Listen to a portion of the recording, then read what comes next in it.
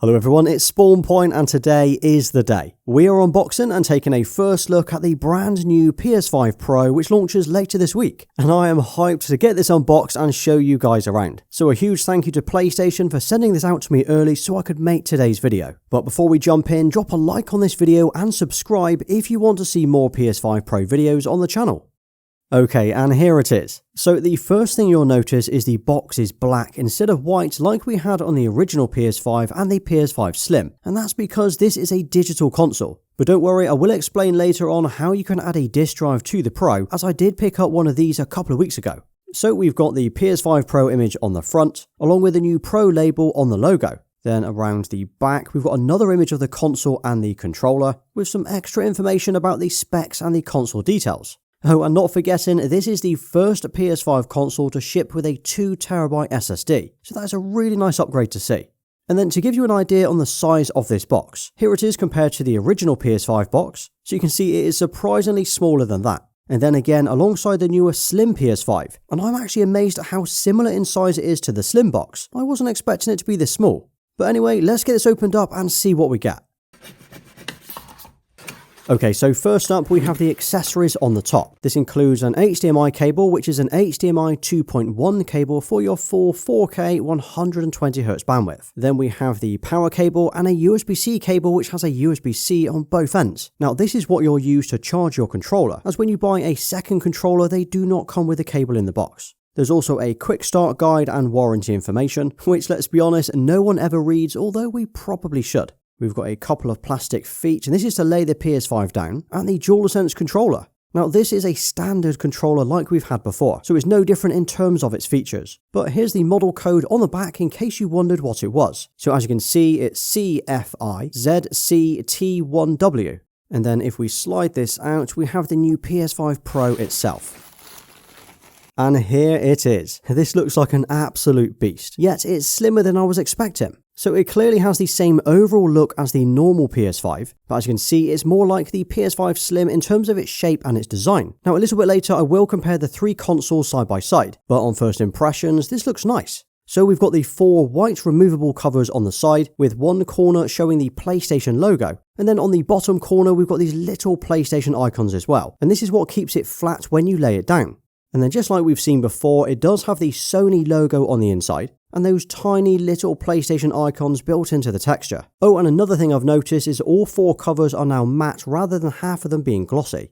But the biggest visual change here on the Pro is of course the new thicker vents across the middle. So instead of a gap like we had on the Slim, this has what appears to be three large plastic lines or vents across the middle. I guess you'll either love or hate them, but I think it certainly gives it a more aggressive look to what we've seen before. And it also breaks up the whole white panel on the side. And then looking around the front, we've still got the same black glossy finish to the centerpiece, and no doubt a few of you will wrap this matte black to hide those fingerprints. It's something that I did on the original PS5 and it looks so much cleaner.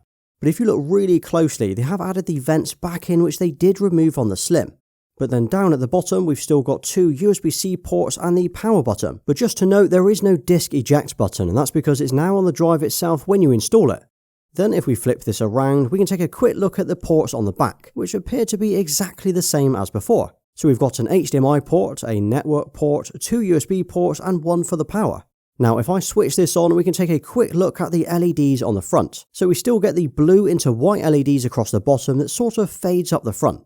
But yeah, I think on first impressions, I'm already liking the look of the Pro, and I think it looks pretty good on the setup as well. But what are your thoughts on the overall look of this console? Are you a fan of the vents on the side?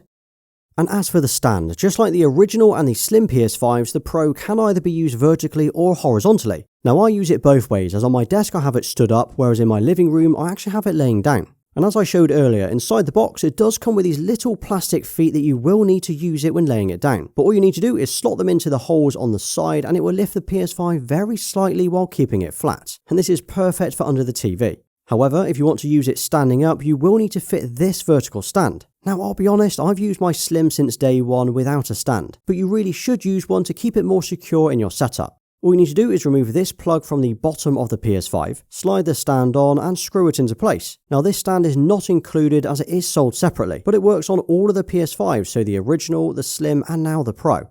And once it's fitted, it just adds this chrome circle underneath and it should stop it from falling over. Okay, now I've got to show you the size difference here between the Pro and the other two consoles. So we already knew that the Pro was going to be a similar height to the original PS5, while the same width as the slimmer PS5. And that's exactly how I would describe it. It's now a tall but thin looking console, and I think it looks a lot more balanced. Now, this isn't a 100% fair comparison as I've got a disk drive on the other two, but it gives you an idea on how tall and thin this looks side by side. It's also got a far smaller footprint than before.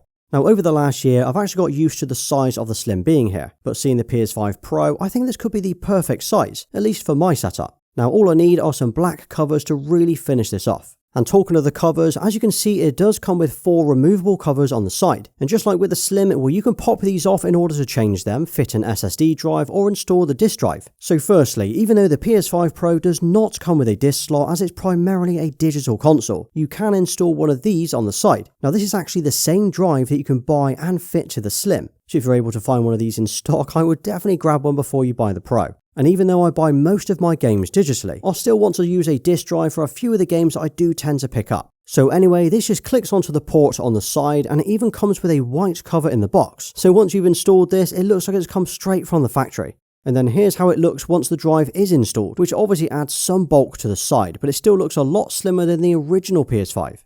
Okay, and the question that a lot of you asked me last week, will the Slim covers fit on the Pro? Well, the answer is frustratingly no. The thing is, the bottom covers fit just fine. They are exactly the same size, whereas the top covers are literally millimeters out. I mean, you can see here how close the white Pro cover is to the black Slim cover. Also, the clips on the back are in very slightly different places, so it just will not line up. Now, this for me is a real shame, and putting it bluntly, just massively disappointing, as it now means I, and of course you, need to buy yet another set of covers for the Pro, even though I have them already. So for now, I'm going to have to stick with the white console covers until they release some new ones, unless I fancy going for a two-tone black and white PS5 Pro. Oh, and just like before, we can install an NVMe SSD in here. Now, I've not tested this yet, but I assume this will take the same SSDs up to 8TB, which means on top of the 2TB we already have installed, you could have a 10TB beast here. I'm also going to test out if swapping the NVMe from my other PS5 will work on here without needing to download all of the games again. As for the specs, because let's face it, that's the real reason you want to upgrade to the Pro, well, here's what it's packing. So the storage, as mentioned, is now a 2TB SSD, which is double that we had in the Slim, and a lot more than the 825GB we saw with the original PS5. But there are 3 big changes that are worth talking about. The first is the larger upgraded and custom GPU. It's about 67% more powerful, giving an estimated 45% faster rendering time for games. Next is the advanced ray tracing. So because of the more powerful GPU, ray tracing is able to provide an improved reflection and shadow handling in games that support it, which is reported to be able to deliver these at double and sometimes triple the speeds of the current PS5. And then we have the new PSSR, or PlayStation Spectral Super Resolution. This is the new AI-driven upscaling that's designed to give us improved graphics, up to 4K, while running games at 60 and even 120 FPS. This is huge for PS5 players. It means we won't need to choose between visual and performance, as we can have both. Also, they've added a game boost to 8,500 PS4 games, so this should make those games look even better than ever, but I do need to test a few of these out. And then this is the full specs as included in the box. So it's got the same CPU as the base PS5, which is an AMD Zen 2 with 8 cores and 16 threads. Now the GPU is a 16.7 teraflops RDNA based, but there's no mention if this is RDNA 2, 3 or 4 as it is custom. Then 16GB of GDDR6 and 2GB of DDR5, so totaling 18GB of memory. Oh, and it also has Wi-Fi 7. But for now, that was a quick unboxing and first look at the new PS5 Pro. So over the next few days, I'm going to get this set up and download all of the PS5 Pro enhanced games to test this out, along with some PS4 games as well. And from the list that we've seen so far, there are a lot of games I want to try. We've got Horizon, The Last of Us, Spider-Man 2, Stellar Blade to name a few. But there are now more than 80 games which are PS5 Pro enhanced. But in the meantime, if you've got any questions at all about the PS5 Pro, or things you want to see me test, please drop those in the comments and I will try to cover those in my full review later this week. Now if you drop a PS5 Pro Let's Go in the comments, I'll give you a thumbs up for staying right till the end. Well, thanks for watching, please like, subscribe and follow me everywhere. Until next time.